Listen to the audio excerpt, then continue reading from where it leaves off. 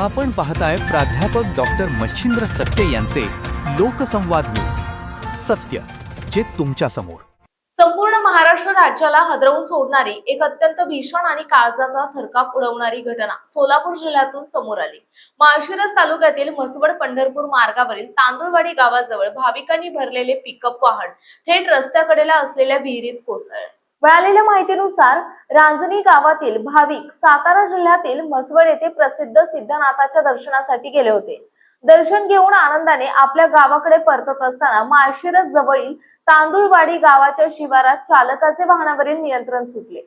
रस्त्याच्या अगदी कडेला असलेली ही विहीर पाण्याने तुडुंब भरलेली होती आणि विशेष म्हणजे या विहिरीला कोणतेही संरक्षक कठडे नव्हते.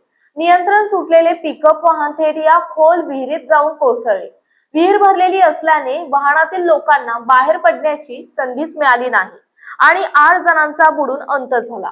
या भीषण अपघातातून केवळ 6 जण सुदैवाने बचावले. या हृदयद्रावक अपघाताची माहिती मिळताच स्थानिक ग्रामस्थ आणि प्रशासकीय अधिकाऱ्यांनी तातडीने घटनास्थळी धाव घेत युद्ध पातळीवर मदत कार्य सुरू केले.